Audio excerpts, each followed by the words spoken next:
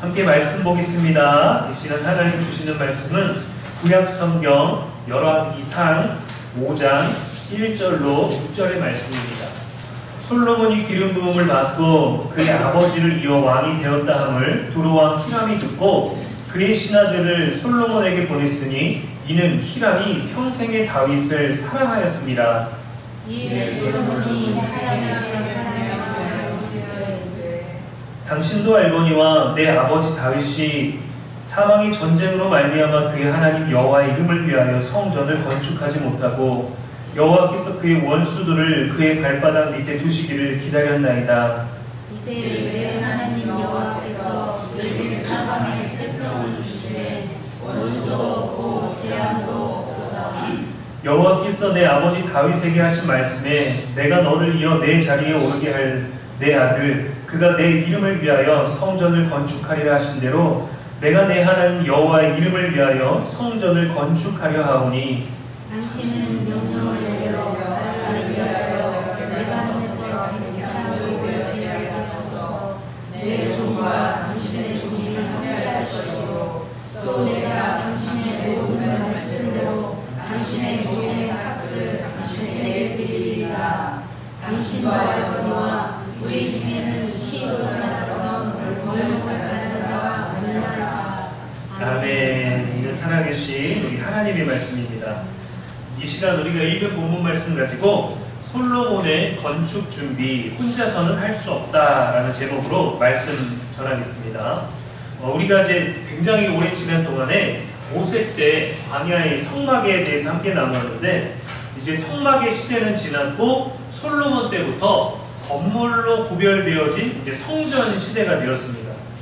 열왕기상 3장에 보면 왕이 되고 나서 이제 솔로몬이 1,000번째를 드리죠. 그리고 하나님께서 무엇을 구하느냐라고 했을 때 백성들의 문제를 선을 분별할 수 있는 지혜를 주십시오. 듣는 마음을 주십시오라고 이렇게 간구했을 때 하나님께서 지혜도 주시고 그가 구하지 않았던 부귀와 영화를 하나님께서 허락하셨죠. 4장에 보면 솔로몬의 영화로움이 어떠했는지를 성경은 기록해 줍니다. 우리 나눠드린 우리 종기의 자료에 열왕기상 4장 21절 말씀을 제가 읽겠습니다. 솔로몬이 그 강에서부터 블레셋 사람의 땅에 이르기까지와 애굽 지경이 미치기까지의 모든 나라를 다스림으로 솔로몬이 사는 동안에 그 나라들이 조공을 바쳐 섬겼더라 라고 되어 있죠. 그 앞에 보면은 4장 마지막 절 그 앞에 보면은 솔로몬이 먹었던 밥, 그가 누렸던 것들, 이 주변의 것들이 많이 나오는데 가장 이스라엘 왕국은 솔로몬 왕이 다스릴 때 가장 강대하였죠. 그래서 그가 어떤 음식을 먹었는지까지 소개하고 그리고 4장 마지막 부분에서는 모든 나라들이 그에게 조공을 바쳤다라는 겁니다. 이 얘기는 뭐냐면 다른 나라들과 협력의 관계가 아니라 다른 나라들이 솔로몬 왕국의 발 아래에 있었다라는 거예요. 모든 나라들 위에 뛰어난 나라로 자리 잡고 있었다라는 거죠. 나눠드린 자료의 사진을 보면 두 개가 있는데 솔로몬 왕궁 때 그의 통치 때의 영역입니다. 먼저 왼쪽 사진에 보면 이제 빨간색으로 쳐져 있는 영역이 있죠. 그려진 영역. 그 영역이 뭐냐면 가나안 땅, 약속의 땅에 처음 들어왔을 때 그들이 정복 전쟁을 마치고 이스라엘 12지파에게 땅 분배를 했을 때의 영토가 그 정도 되는 거예요. 그리고 이제 그 더 넓게 되어 있는 게 솔로몬 왕국이고 오른편 사진에 보면은 이제 가장 안쪽에 있는 찐 노란색으로 되어 있는 게 있죠. 개나리색으로 되어 있는 찐 노란색 여기가 사울왕, 초대왕 사울 때 구역입니다. 행정구역. 그러니까 이때는 12지파 땅 분배했을 때랑 크게 차이가 없어요. 그리고 좀 더 넓게 되어 있는 게 이제 다윗 시절에 정복했던 땅 넓게 되어 있고 그 다음에 솔로몬 때가 그 위쪽에 있는 북쪽의 파란 부분까지 이 전체를 다스렸던 때가 바로 솔로몬 때였습니다. 오늘 성경에서도 우리가 봤지만 솔로몬이 얘기했지만 다윗은 전쟁을 많이 했습니다. 그래서 전쟁을 많이 해서 성전을 건축할 여유가 없었어요. 하나님이 전쟁마다 다윗이 이길 수 있도록 해주셨죠. 사무엘상 8장 6절 말씀입니다. 다윗이 다메섹 아람의 수비대를 두매 아람 사람이 다윗의 종이 되어 조공을 바치니라. 다윗이 어디로 가든지 여호와께서 이기게 하시니라 라고 되어 있습니다. 전쟁을 했는데 어디로 가든지 다윗이 이겼어요. 그가 이겼던 이유는 여호와께서 이기게 하셨기 때문입니다. 다윗의 지략과 다윗에게는 용맹한 30명의 또 용사가 있었고 삼국지에나 나올 법한 엄청난 사람들이 그의 곁에 있었죠. 그래서가 아니라 성경은 뭐라고 얘기를 해주느냐, 다윗이 어디로 가든지 여호와께서 이기게 하셨다라는 겁니다. 근데 전쟁 때마다 보면은 포로로 우리 가족이 끌려갔을 때 이 전쟁을 누군가를 쫓아갈 때 이 전쟁에 참여할까 말까 할 때 다윗은 늘 모든 순간에 하나님께 기도했습니다. 하나님, 제가 쫓아가오니까 쫓아가라. 내가 너에게 주겠다. 그러면 쫓아갔습니다. 하나님, 제가 이 전쟁에 참여하오니까 참여해라. 내가 승리를 너에게 주노라. 다윗은 뭔가 우리로 치면은 로또를 살 때 번호를 알고 쓰는 거랑 똑같죠. 기분이 어떨까요? 승리를 알고 싸우는 것, 기록을 알고 참여하는 것. 근데 만약에 내가 실패할 거라는 얘기를 들었을 때는 너무도 좌절하겠죠. 실망하게 되겠죠.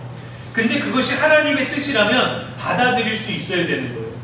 근데 우리가 전쟁을 다윗이 하는데 어디로 가든지 여호와께서 이기게 하셨다는 것이 좋은 얘기 같지만 역사로 따지면 사실 백성들에게 좋은 이야기가 아닙니다. 왜냐면 우리는 평화를 하고 싶어요. 가장 평화로운 건 뭐냐면 전쟁이 없는 게 평화로운 거죠. 군대는 주둔시키고 군대는 상대하지만 그래도 싸움이 없는 게 우리들에게 평화가 되는 것이죠. 근데 다윗 때는 전쟁이 끊임이 없었어요. 다윗이 얼마나 솔로몬 성전을 다윗이 하나님의 성전을 얼마나 짓고 싶었겠어요. 그가 성전을 지을 모든 준비도 하고 하나님의 이름으로 전쟁도 승리하고 하나님이 내게 주신 복이 이러하고 내가 하나님을 이처럼 살아가는데 하나님이 내 때에 성전도 만들게 하셨으면 얼마나 좋을까요? 근데 하나님은 허락지 아니하셨습니다. 피를 너무 많이 흘려서 그럴 수 없다 하셨어요. 그리고 네 아들 솔로몬, 내가 그를 세우리니 그가 내 이름으로 나를 위하여 성전을 건축하리라. 하나님이 말씀하셨고 말씀대로 이루어졌고 다윗은 그것을 받아들였습니다. 그러니까 다윗은 계속 전쟁을 하니까 솔로몬은 아버지 다윗의 전쟁을 보면서 자랐겠죠. 그러다가 보니까 왕이 되었을 때 내가 하나님께 무엇을 구해야 할까라는 이 고민 속에서 아버지처럼 이기게 해주십시오가 아니라 평화로운 날들을 위하여 백성들의 마음을, 문제를 해결할 수 있는 지혜를 주십시오. 듣는 마음을 주십시오라고 하는 거죠. 그가 그냥 지혜의 왕이 된 것이 아닙니다. 그는 아버지를 통해서 배우고 경험하고 보고 고민했던 것들이 있기 때문에 백성을 위한 지혜를 구했고 그것이 하나님께 기쁨이 되었죠. 열왕기상 4장은 솔로몬 솔로몬 왕국에서 성전 건축을 시작하기 전에 그에 대한 음식과 그에 대한 이야기가 나오는데 마지막 34절은 이렇게 기록되어 있습니다. 사람이 솔로몬의 지혜를 들으러 왔으니 이는 그의 지혜의 소문을 들은 천하 모든 왕들이 보낸 자들이더라. 다윗은 하나님이 어디로 가든지 이기게 하셨고 솔로몬에게는 지혜를 주시고 그에게 이전에도 없고 이후에도 없을 부귀와 영화와 권력, 힘을, 명예를 주셔서 천하 모든 왕들이 솔로몬의 지혜를 듣기 위해서 사람을 보냈어요. 주변 나라 애굽 블레셋이 아니라 천하 만국의 모든 사람들이 왔고 때로는 어떤 왕비가 직접 오기도 하고 오늘 우리가 읽었던 5장 말씀에 보면 솔로몬이 성전 건축을 준비합니다. 첫 번째 사진에 보면은 왼쪽에 지중해라고 있죠. 그 지라는 글씨 오른편에 보면은 두로라고 있습니다. 두로. 해안가에 있는 이제 항구 도시인데 이 두로의 왕이 히람이라는 사람이었어요. 다윗과 친분이 굉장히 좋았습니다. 그 다윗이 궁전을 지었을 때에도 일꾼과 백향목을 아낌없이 보내줬어요. 하나님이 아무리 많은 지식과 능력과 지혜와 재능, 어마어마한 부를 주셔도 여러분 혼자서는 할 수 없습니다. 혼자서는 못해요. 아무리 내가 막대한 부가 있고 내게 아무리 사업에 어떤 엄청난 계획이 있고 내가 이 프로젝트를 할 수 있는 뛰어난 안목이 있을지라도 그 사람 혼자서는 그 모든 일을 할 수 없습니다. 그의 아버지 다윗이 생전에 준비하고 관계 맺었던 것들이 있었기 때문에 솔로몬이 좀 더 수월하게 성전 건축을 시작할 수 있었던 것이죠. 히람이 솔로몬이 왕이 된 것과 성전 건축을 기쁘게 도울 수 있었던 것이 오늘 1절 말씀에 기록되어 있습니다. 히람이 평생에 다윗을 사랑하였기 때문이죠. 솔로몬과 히람이 성전 건축을 위한 조약을 체결합니다. 히람은 솔로몬에게 백향목과 잣나무 그리고 벌목하는 기술자들을 제공하고, 솔로몬은 히람의 궁전에 그 왕실에 밀과 맑은 기름, 음식물을 제공합니다. 이렇게 여호와께서 주신 지혜로 두 사람이 약조를 맺죠. 이제 건축을 위해서 사람을 모아야 돼요.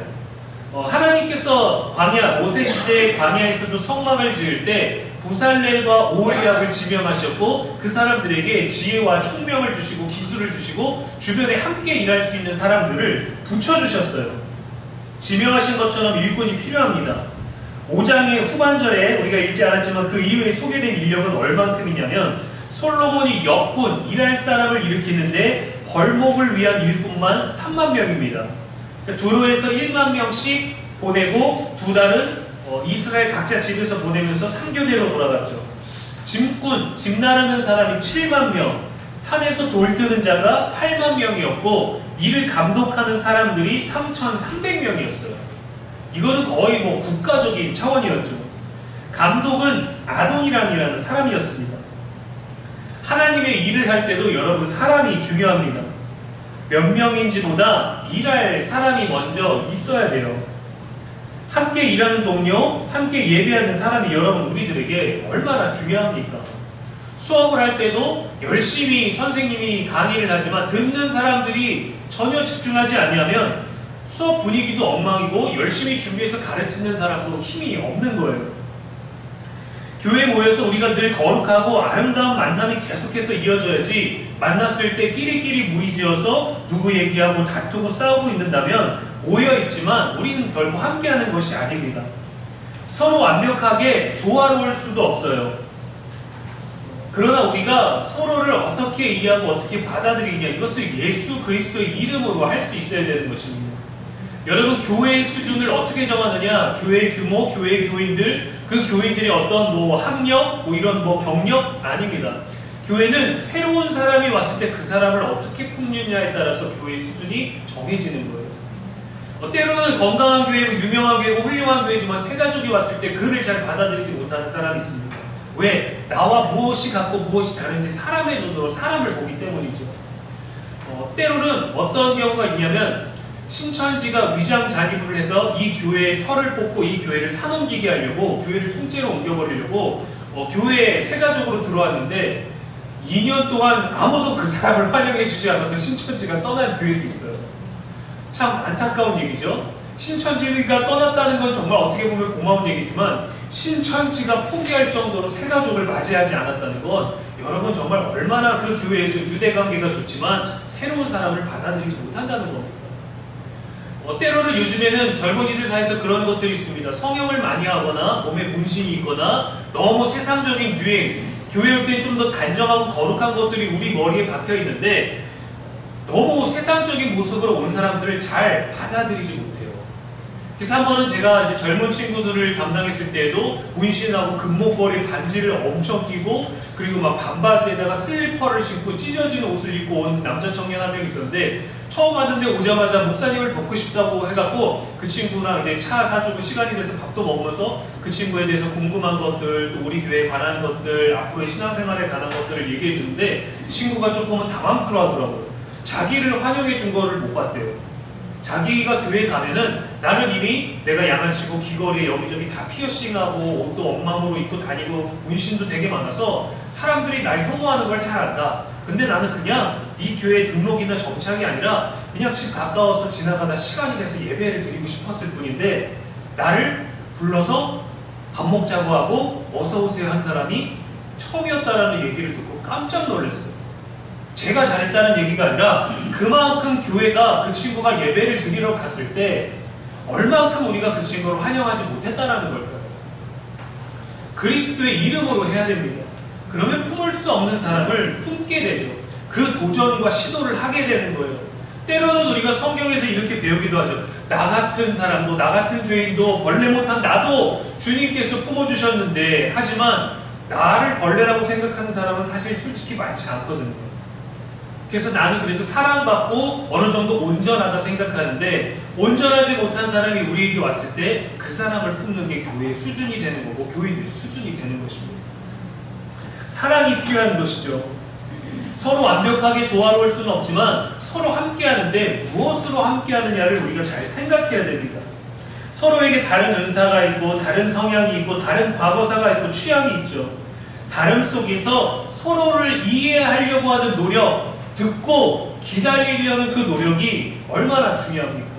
예수님의 순종, 예수님의 섬김, 예수님의 인내, 모든 것에서 우리는 예수에게서 배워야 되는 것입니다. 위대한 업적에는요, 여러분 한 사람의 이름만 기록되기도 하지만 위대한 일은 결코 혼자서 할 수 없습니다. 교회도 마찬가지고요.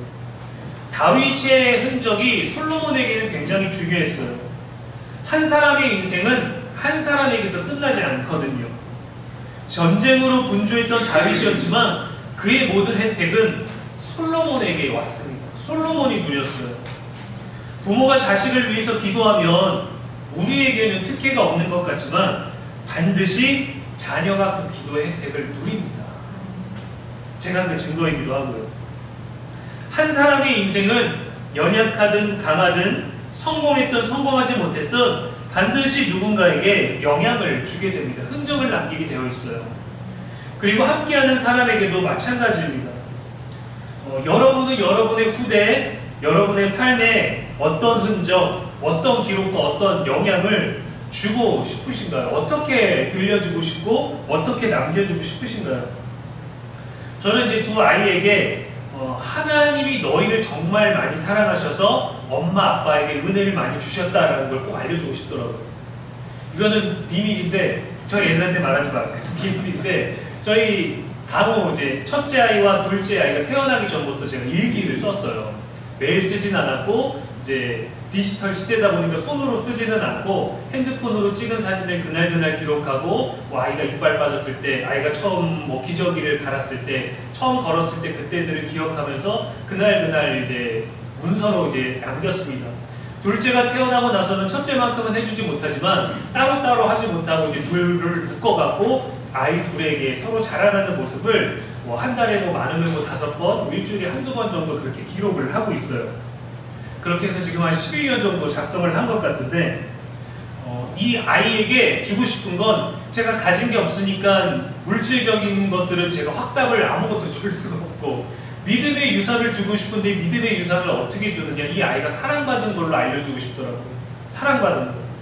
저는 훌륭한 아버지는 아닙니다만 그래도 아이들에게 사랑하는 마음에 있어서는 최고의 아버지라고 말할 수 있죠. 말하고 싶죠. 모든 사람들이 아이를 사랑하지만 제 아이를 사랑하는 건 부모인 저만큼은 아닐 테니까요. 그래서 이 아이들에게 너희를 온전히 사랑했지만 내가 너희를 사랑할 수 있었던 건 하나님이 엄마 아빠에게 은혜를 주셔서야. 그래서 아빠의 이름을 당연히 알고 아빠의 흔적과 아빠의 함께한 모든 것들을 기억하지만 하나님을 알았으면 좋겠다는 거죠. 저를 통해서, 아빠를 통해서 하나님을 알았으면 좋겠는 거예요. 그래서 늘 하나님과 관련된 이야기를 나누고 하나님이 너희를 정말 많이 사랑하신단다. 오늘은 어디를 갔는데 강우가 거기서 실수를 했단다, 뭘 했단다 하면서도 그래도 하나님 우리를 사랑하셔서 이러한 순간들을 누린단다 해서 제가 아이들에게 남겨주고 싶은 건 아빠가 통장에 얼마를 넣고 있어 이런 얘기가 아니라 내가 너를 정말 사랑했어. 내가 이 순간 너를 정말 사랑했어.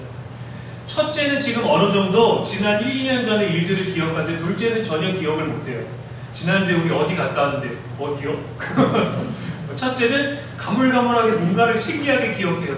아 그때 우리 대전에 있을 때 거기 얘기하시는 거예요? 오 맞아. 그럼 막 얘기를 해줘요. 근데 아이들이 기억을 하면 반갑지만 기억을 못해도 괜찮아요. 제가 기억하고 있거든요.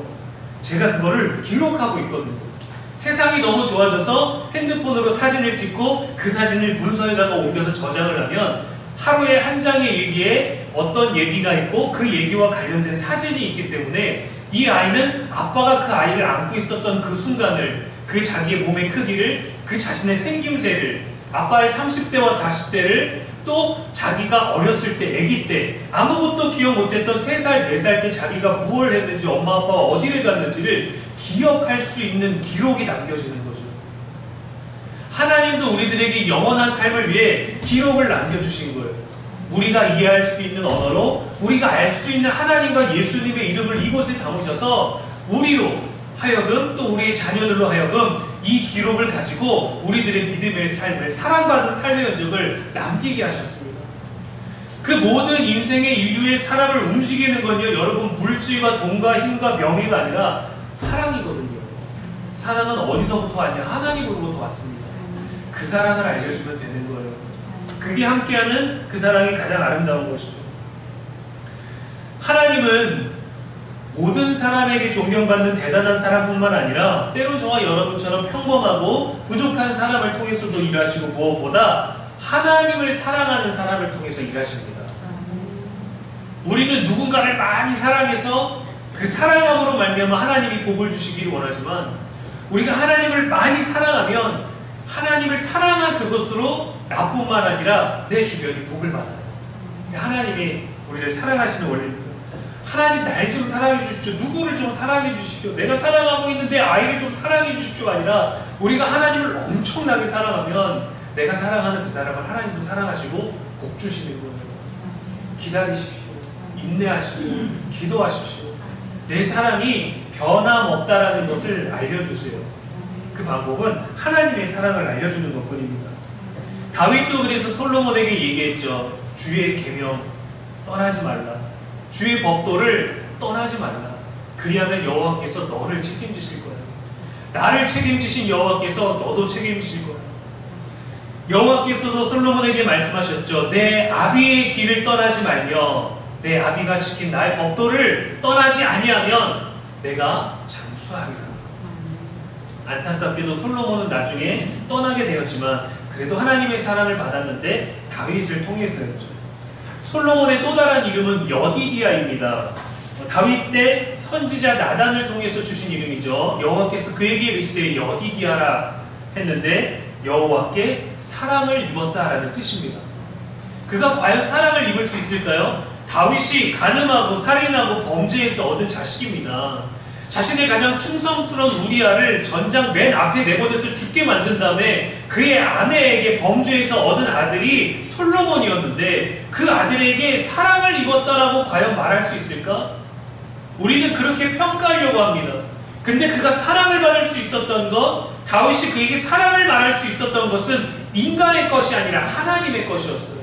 그래서 우리는 함부로 얘기하면 안 돼요. 함부로 우리가 사랑할 수 없다, 자격이 없다, 왜 그것밖에 못하느냐, 왜? 라고 묻지 말고 그저 우리도 받아들이고 품을 수 있어야 됩니다.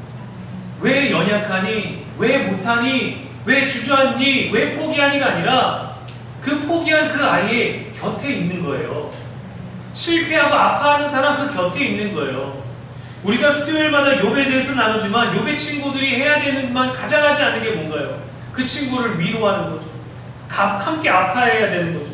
근데 가장 중요하고 가장 쉬운 그것을 안 하고 정죄하고 니 왜 벌 받는 줄 알아? 왜 고난 있는 줄 알아? 왜 병 걸린 줄 알아? 왜 벌 받았는 줄 알아? 그런 얘기만 하고 있으니 끝이 없이 40장 넘게 이야기가 진행되는 것이죠. 하나님은 서로 격려도 하고 질책도 하고 실수도 하지만 그 관계 속에서 살아가게 하시고 함께 하도록 하십니다. 어떤 만남, 어떤 관계가 될지 모르니까 지나가는 사람이든 새로 만난 사람이든 모임에서 우연히 마주치던 사람이든 어떤 관계가 될지 모르니까 우리는 모두에게 친절하고 지혜로워야 되는 거예요. 예수님의 이름으로. 드라마에서 보면 이런 설정들이 많잖아요. 회사 복도를 지나다가 부딪혔는데 서로를 떨어뜨리고 커피도 쏟았습니다. 미안하다는 말도 안 하고 사람 부딪혀놓고 그래서 짜증도 내고 화도 내고 기분을 다 망쳐버렸는데 나중에 보니까 그 사람이 팀장이거나 사장의 아들이거나 딸이거나 그렇게 되죠. 그러다가 서로 티격태격하다가 사랑에 빠지는 로맨스도 많잖아요. 어떤 경우는 회사 면접을 보러 가는 아주 중요한 때였습니다. 시간에 맞춰서 가야 되는데 시간이 촉박한데 길에서 어떤 노인을 만나서 그분을 돕느냐고 면접 시간에 늦게 되는 것이죠. 노인을 도와드리고 시간이 늦어서 면접을 보지 못하고 탈락됐어요. 기회를 박탈당했어요. 어떡하나, 이제는 나는 끝이구나. 실망하고 나가는 길에 건물 입구에서 그 노인을 다시 만났는데 그 회사 사장님이십니다. 이런 스토리, 이런 드라마가 우리 안에 너무 많죠. 언제 어디서 누구의 도움을 받고 누구에게 도움을 주고 어떤 부끄러움을 겪고 어떤 성취감을 느끼고 어떤 고마움을 느끼고 어떤 관계가 이루어지고 어떤 만남이 될지 우리는 모릅니다. 근데 우리는 믿음의 눈으로 모든 일은 하나님이 개입하시고 섭리하시고 간섭하심을 믿기 때문에 모든 때 우리는 선해야 하는 것이죠. 아버지를 사랑했던 두로왕 히람이 궁정과 성전을 짓는 데 있어서 가장 효과적인 도움의 관계를 가질 수 있었던 것은 솔로몬에게 참으로 감사한 일입니다. 다윗도 성전을 짓고 싶었지만 짓지 못했던 그 아쉬움이 자녀에게 축복이 된 거예요.